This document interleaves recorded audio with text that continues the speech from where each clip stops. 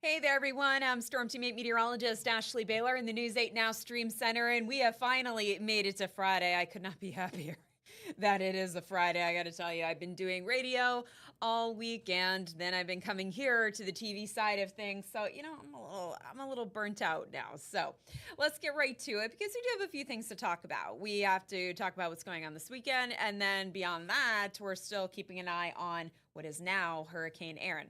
So let's start off with our satellite and radar composite, where you can actually see that onshore breeze kick in. You see that thin line of clouds and a little bit of green that comes up from the shoreline? Yep, that's the sea breeze moving farther inland. So even though we were in the mid to upper 80s along the shoreline earlier, those temperatures are dropping. Here's a quick check at Water's Edge Resort in Westbrook. Definitely have some people enjoying the sand and enjoying the water there. But here's a look farther inland where we are at 86 degrees in Hartford. It is 89 in Meriden. We've dropped to about 84 in Bridgeport, 86 in New Haven. It's 85 degrees in Willimantic. Dew points are still holding anywhere from the upper 50s to the low, even a few mid 60s out there. But you got to admit, it feels a lot better when it comes to humidity than it did yesterday. So the farther north you go, the wind is still diving out of the northeast, but again, that sea breeze has kicked in and it's ranging anywhere from about 10 to 13 miles per hour. So here's a look at our hour by hour, which will show you a few clouds overnight and areas of fog developing. So it may be a little bit of a gray start to your Saturday, but once that fog lifts, we'll have a mix of sun and clouds. And at this point, I just can't rule out the possibility of a spot thunder shower. As you can see, this should be fairly isolated in nature. And I think if we do see any develop, it's more likely across the northern tier of the state. As we go from Saturday night into Sunday morning, once again, same thing. We could see a few clouds. We may even see a passing shower there. Areas of fog developing. Once the fog lifts Sunday, sun and clouds, it is going to be more humid and a little bit warmer on Sunday, we'll tell you that. But once again, chance for a pop-up shower or thunderstorm. So I really do think most of the weekend is going to be dry. It's just, some lucky few maybe tagged with a brief rain shower.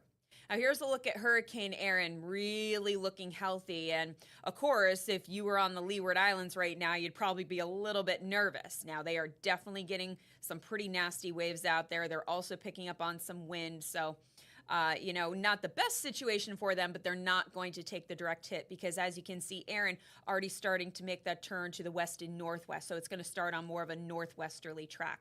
Here's a look at the latest track from the National Hurricane Center. And as it does start to pivot away from the Leeward Islands, it is going to continue to gain some strength. So by tomorrow, it is possible that Erin could become a major Category 3 hurricane as it turns away from Puerto Rico. And you can see by the time we get to Monday, that's when we actually could see this storm become a Category 4 hurricane. So this is really looking pretty powerful over the next few days as it luckily turns away from the Bahamas. But obviously, all these islands are going to feel some effect, mostly in the form of a rough surf and dangerous rip currents. Now, unfortunately, that's going to be the case up and down the East Coast as well. So even from Florida all the way to Maine, as Erin moves by, it is going to increase the chance of dangerous rip currents. Some places may even have to deal with some beach erosion. The waves are going to be pretty high. But of course, the hope is that Erin will continue to thread the needle between the U.S. coastline and the tiny island of Bermuda. I don't think Bermuda wants a major hurricane running right over them. Tonight, a few clouds, areas of fog, temperatures will drop into the low 60s, upper 60s closer to the shoreline. And tomorrow, a little more humid and that chance for a spot thunder shower, highs in the low to mid 80s. So temperatures will come down a little bit tomorrow, but the humidity will go up so slightly. And an isolated thunder shower, as I said, is possible for Sunday. And heading into next week, a very pleasant cool down. Typically you think of August, you think of heat, you think of humidity, but it is going to feel refreshing, at least for the first half of next week, as temperatures will drop into the mid and upper 70s along the shoreline, and same goes for inland areas. Now, by the time we get to next Thursday and Friday, the weather is still looking good. However, as Erin gets set to make the pass from the mid-Atlantic to basically the northeast, that is going to kick up the surf here. That's going to kick up the waves here. So that's why I have the words rough surf, because if you're going to go to any Atlantic-facing beaches, if you're heading down to the Jersey Shore, if you're going to be on the south side of Long Island, the Cape and the Islands, Block Island, that's where you really need to be careful going in the water, just because, again, those waves are going to be higher, the surf is going to be rougher, and there is going to be an increased risk of rip currents. And I do believe that we are going to post what to do if you happen to get caught in a rip current. But really quickly, I will tell you that if you do get caught in a rip current, you find yourself fighting the current trying to get back to the shore.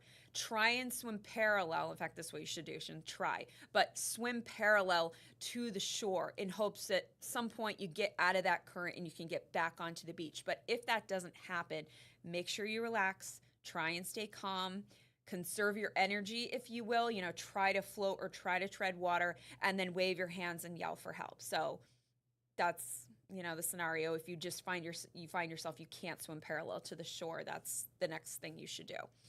All right. I don't want to be all gloom and doom, so I'm going to try and end this on a positive note, saying, you know what, most of the next 8 days look absolutely fantastic. So I hope you have a chance to get out and enjoy it. I hope you have a great weekend. I will be at the Step Up for the Brave event tomorrow in Fairfield. That'll be at Sacred Heart University at the hockey rink there. I'm really looking forward to it. Homes for the Brave is a charity I love to support. I'll actually be there with AJ from Chaz and AJ, our friends over at PLR. So it'll be a good day. I look forward to seeing everyone, and I'll see you back here next week. Bye.